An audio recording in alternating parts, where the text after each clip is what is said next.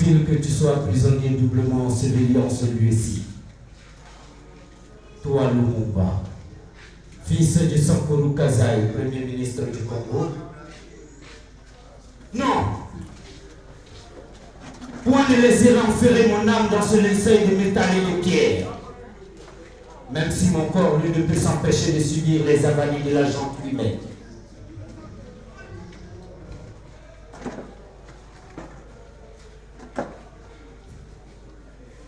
Vous croyez peut-être m'effrayer avec vos armes et vos masques de tueurs impénitents. Pauvres indigènes. Vous qui avez vendu votre dignité aux enchères, savez-vous ce que vous êtes devenus? De grands nègres puant la perfidie et la cochonceté. Moi, je sais que c'en est fini de ma vie comme de la vôtre. Et mon âme continuera de voltiger au-dessus de vos lâchetés pour vous traquer jusqu'au bout de vos crimes insensés. Et ce n'est pas parce que vous, mes frères, vous aurez torturé, massacré Lumumba et les siens, qui sont aussi les vôtres, pour faire allégeance à l'invasion que vous serez absous. Moi, je ne livrerai pas ma dignité de citoyen congolais à ceux qui vous imposent de vous abreuver de vos hontes miséreuses. Regardez ceci.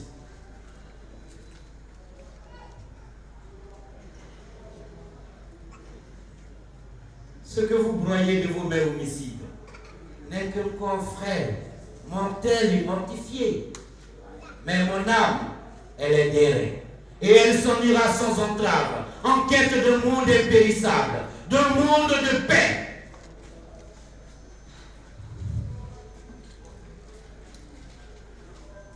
Je suis Patrice Emery Lumumba, fils de Tolenga et d'Amatou Julien.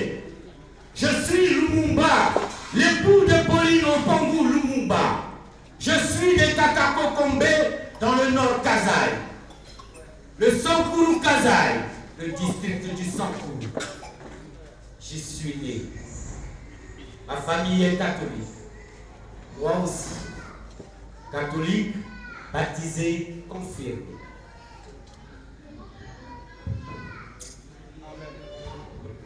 Amen.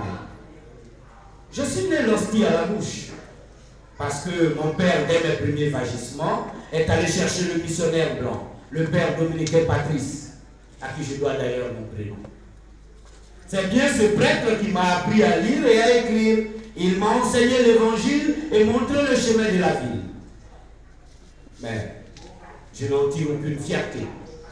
Nous autres qui avions appris à lire, à écrire, qui avions un boulot, on nous avait toujours qualifiés d'évoluer. Mais évoluer par rapport à qui? Et par rapport à quoi? J'ai toujours refusé d'être un évolué. Moi tout seul, au cœur d'un essai de Congolais faméliques. Vous m'aviez compris, vous m'aviez suivi, heureux et confiant. Parce que je marchais en deçà des grandes hypocrisies humaines avec pour seul compagnon la vérité et l'évangile. Mais l'évangile est une immense contestation. Une contestation permanente du fait colonial. Et ceux d'entre vous qui l'ont pratiqué le savent. Et puis comme ça un jour, sans crier gare, ils ont décidé de quitter la vérité. Pourquoi vous avez tiré la vérité? Pourquoi vous avez quitté la vérité? Pourquoi?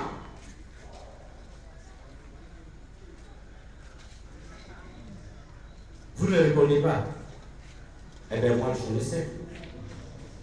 Parce que vous avez peur de la vérité.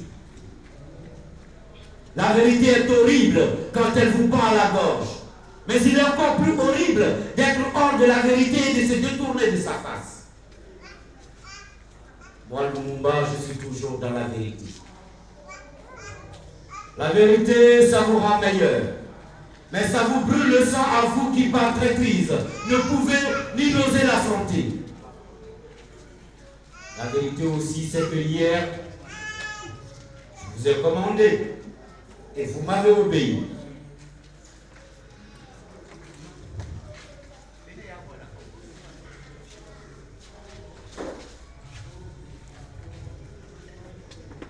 Sergent Bemba.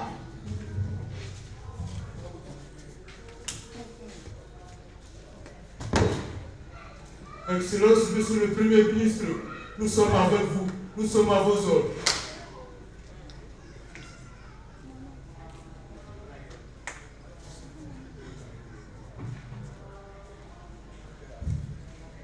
Colonel Mobutu. Excellence, Monsieur le Premier ministre, nous sommes avec vous jusqu'à la mort.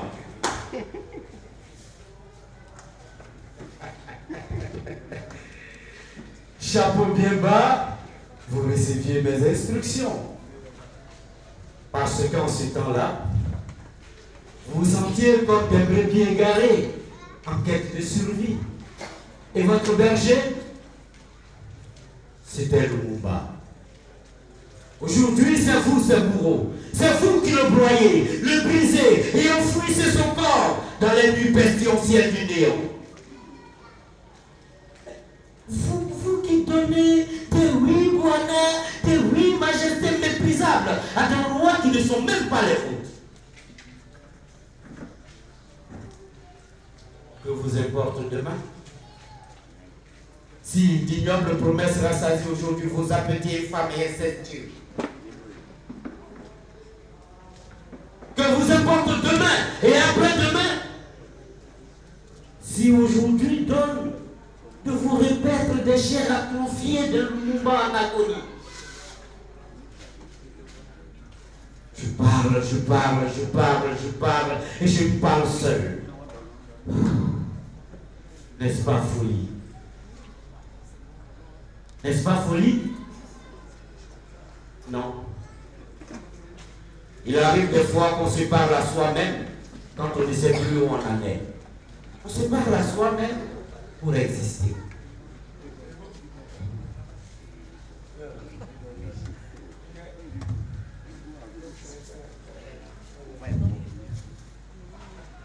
Je n'avais pas prévu ce péril de mon peuple qui s'autodévore par l'aveugle.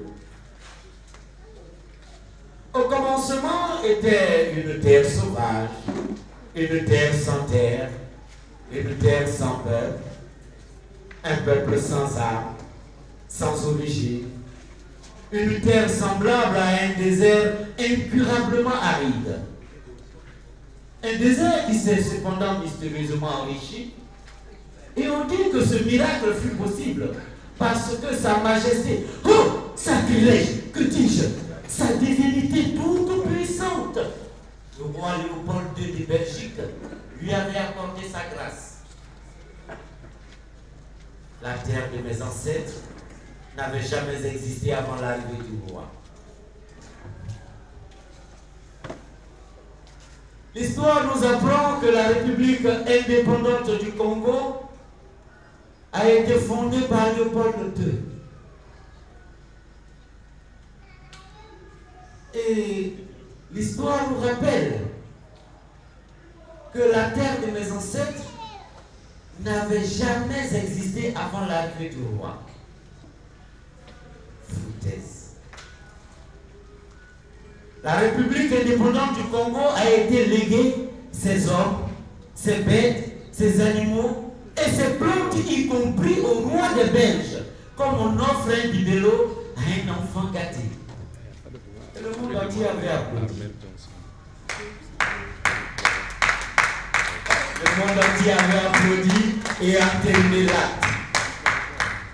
Extrême humiliation pour ce peuple qui s'est plié à cette face grotesque et tragique. Et nous y voilà tous, englués comme des mouches sur un tas d'immondices. Avons-nous le droit de continuer?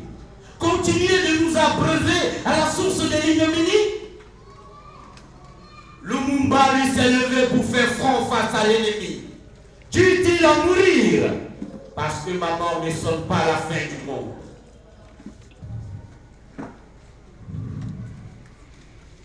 Cette Gilobert, ce soldat m'a fait parvenir les nouvelles de Pauline. Il ne peut pas savoir quel prix un prisonnier peut accorder à ce geste.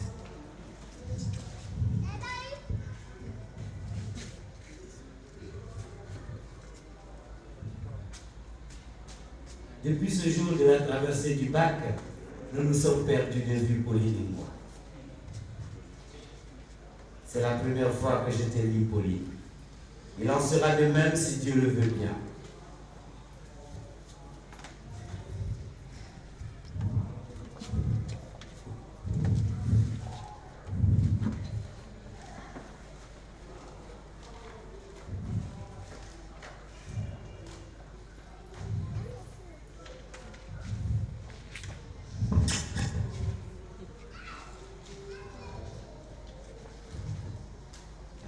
Ma chère et tendre Pauline. Bien.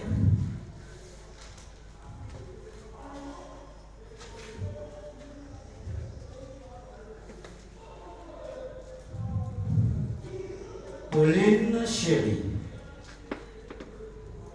je t'écris ces quelques mots en réponse à ta lettre depuis ma prison d'Élisabethville au Katanga. J'ignore si la mienne te parviendra. Peut-être serai-je déjà en route pour l'au-delà quand tu seras en train de me lire.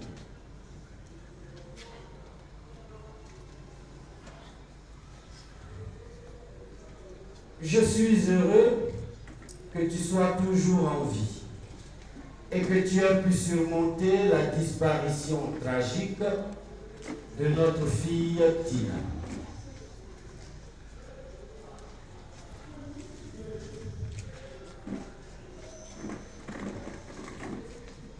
Je suis convaincu que nous l'emporterons sur les débits. Pour le Congo, oui, ce que nous souhaitions pour le Congo, les soldats, s'ils arrivent par ici,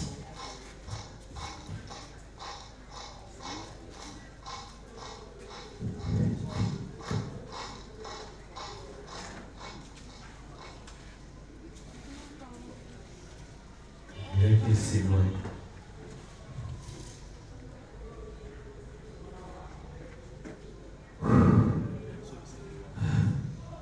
Ils sont partis.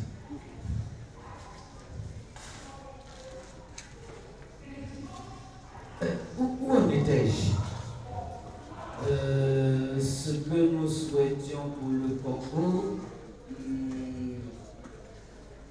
c'était la mise sous tutelle du Congo. Voilà, c'est ça. La mise sous tutelle du Congo.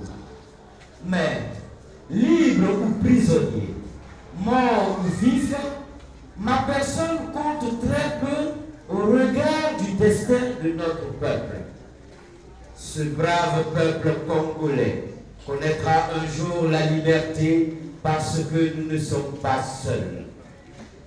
L'Afrique, l'Asie et tous les peuples libres de la terre continueront de se battre aux côtés du peuple congolais et ils ne s'arrêteront pour souffler que lorsqu'ils auront purifié la terre de la gangrène colonisatrice. Depuis le premier jour de notre rencontre. Merci, Pauline. Cette lettre me donne plus de force pour continuer notre combat. Je t'aime, mon amour, ton Patrice.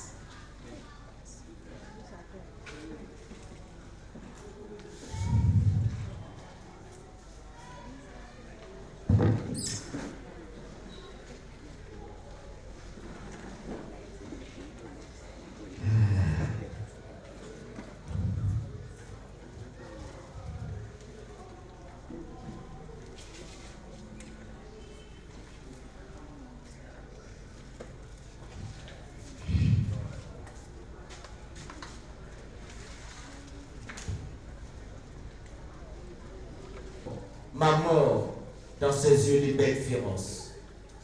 Il était assis là sur cette chaise. Godefroy Munongo, ministre de l'Intérieur de l'État sécessionniste du Katanga, habillé en tenue de chasseur, bardé d'innombrables amulettes aux couleurs du pays profond, une canne à fétiche à portée de main. Et moi, en face de lui, le corps décousu, disloqué à même le sol. Debout derrière lui, un soldat blanc, un Belge, un grand diable au visage massif et inexpressif. Le capitaine Gat, que j'ai tout de suite reconnu. Munongo m'a parlé, mais Gat est resté muré dans un silence de cire profondément cuivré, comme pour affirmer sa caution. Munongo m'a demandé de lui donner le nom du porteur de la lettre, mais moi j'ai refusé. Son regard s'est assombri de colère. Il m'a harcelé ses vérités comme pour me convaincre de la nécessité de ma propre mort.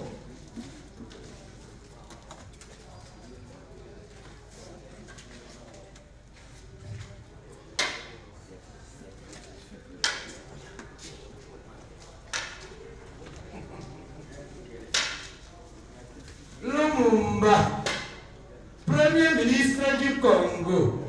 Très de la saloperie, ouais. Tu vois Lumumba,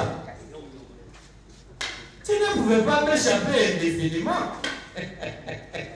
Le lièvre a beau courir, il finit toujours par tomber dans la gibecière du chasseur. Et la chasse s'arrête quand la bête a été prise. Trêve de plaisanterie. Lumumba, où est la lettre? Et quelle lettre, Munongo? Hé! T'es fichement de ma gueule, hein? Dis-moi le nom du porteur de la lettre. Oh, Lumumba, parle! Tu ne veux pas parler. Ok. Qui te fait croire que tu es un Dieu? Hein? Tu n'es pas un Dieu. Tu es un pauvre mortel. Et tu finiras comme tel. Parce que le Batetera, c'est une espèce prédatrice minable. Et quand tu seras mort, Lumumba, plus jamais le pouvoir ne reviendra à des immortels de ton espèce. Parole de Munongo. Mon capitaine, on y va.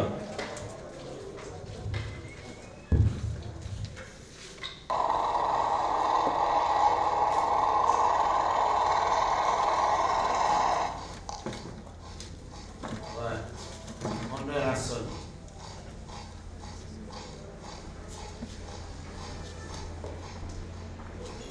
Mais un jour viendra où l'Afrique écrira sa propre histoire. Elle ne sera pas celle qu'on enseigne pudiquement aux Nations Unies, à New York, à Washington, à Londres ou à Paris.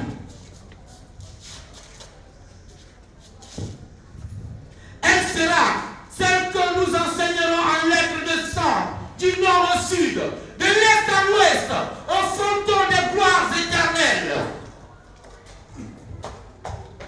Ne prends pas compagne des temps de lumière et des jours obscurs, parce que les temps qui suivront mon départ illumineront à jamais mon pays.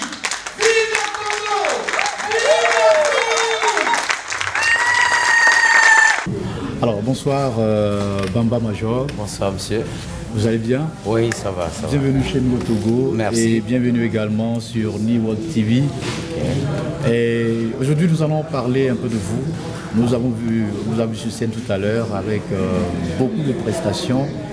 Et d'abord, ce que vous avez presté, ça part de l'histoire congolaise, Oui. principalement sur Patrice Lumumba. Est-ce qu'on peut en savoir davantage? Eh ben, c'est l'histoire du combat politique de Lumumba pour l'indépendance du Congo. Parce que Lumumba il s'est toujours opposé aux colons. Et malheureusement, il a été mal compris par ses pairs. Il faut dire que Lumumba, c'est le patrimoine immatériel de l'Afrique, quoi. C'est une pièce écrite par Élie Liazere Kwao, qui est dramaturge, professeur de lettres modernes. Il est l'actuel directeur du Centre national des arts de Côte d'Ivoire, le CENAC. Voilà. Et comme moi, je suis panafricaniste et je me bats pour vraiment l'égalité entre les États, l'égalité entre les peuples, entre les hommes. Alors c'est pour ça que j'ai choisi cette pièce pour pouvoir véhiculer modestement ma contribution pour l'indépendance totale de l'Afrique. C'est vrai qu'on ne peut pas se défaire de l'Occident, mais il ne faut pas qu'on soit assujetti à l'Occident. Il faut que nos dirigeants aussi ouvrent les yeux parce qu'on tire trop sur l'Occident, alors qu'en réalité la plaie ne vient pas de là-bas, la plaie vient de nous-mêmes.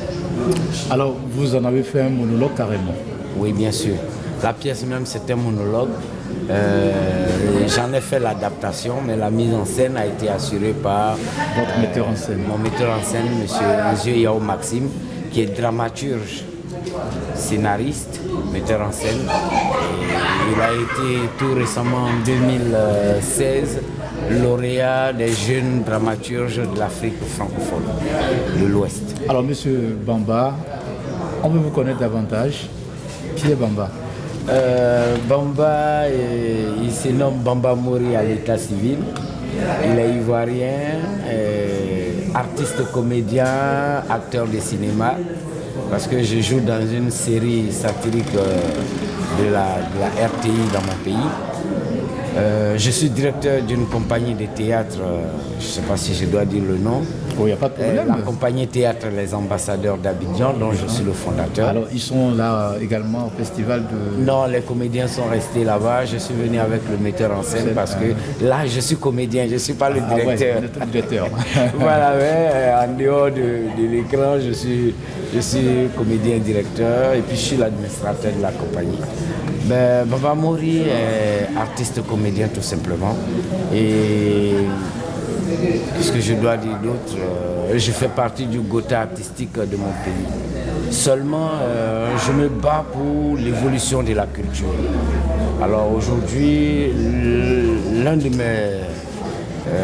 mes ambitions premières en ce moment, c'est d'être maire de la commune d'Abobo chez moi en Côte d'Ivoire. Ah ouais, c'est super. Ouais, parce que simplement, pas parce que je veux défier les politiques, mais je veux pouvoir mettre à la disposition de mes pairs les moyens qu'il faut pour la promotion de la culture. Parce que pareille occasion, j'aurais aimé être là avec au moins une dizaine de compagnies ivoiriennes pour vraiment vendre la culture ivoirienne. Et le préfet, c'est qui? Le préfet, c'est mon frère du Bénin et c'est lui qui assure la sécurité de mon village. Donc, World TV, soyez rassurés, vous êtes en sécurité, vous pouvez poser toutes les questions au chef, je suis là pour vous répondre. Alors, on va aller, peut-être la dernière question, ça concerne un peu vos voyages dans les pays africains, en Europe. Là, vous êtes à Lomé. Et quels sont vos projets après? Ben, en dehors de mes ambitions politiques, je continue d'être comédien. Mes projets immédiats, c'est que ce mois de mai, à partir du mois de mai, là, je suis au Gabon. Et après le Gabon, j'ai des propositions sur l'Europe, notamment en France et en Belgique, on est en train de peaufiner sur le plan administratif.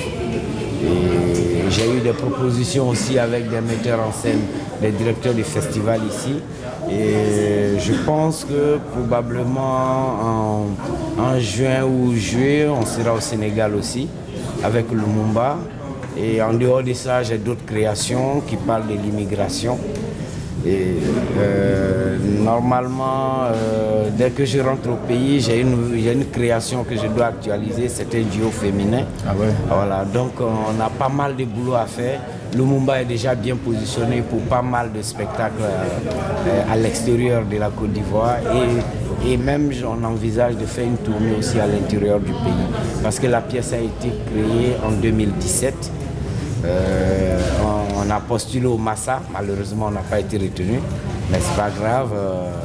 la vie continue. On aura l'occasion de jouer à d'autres éditions du Massacre.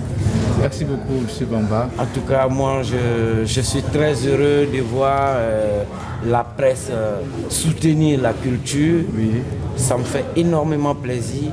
Et je dis merci à New York TV. Merci à vous qui vous intéressez à la culture. Parce qu'un pays sans culture, c'est un pays mort. Et nous, notre socle, c'est vous, la presse. Continuez de nous soutenir. Et je profite enfin de votre micro pour dire merci à Mme Constance Tobonou et à toute son équipe. Et à toute la délégation qui m'a accompagné. Je vais parler de la compagnie Djolotea de Côte d'Ivoire, de la compagnie Frotomougou de Côte d'Ivoire et bien évidemment la compagnie Théâtre Les Ambassadeurs dont je suis le premier responsable. Merci aussi à tous les festivaliers qui ont décidé de me porter à la tête du village FITAP 2018 en tant que chef du village et mes pères me le rendent bien. Je voudrais leur dire encore merci pour cette marque de reconnaissance. Ça, c'est tout à l'honneur de mon pays. Merci à toute la presse, aux autres médias qui ont bien voulu nous recevoir aussi.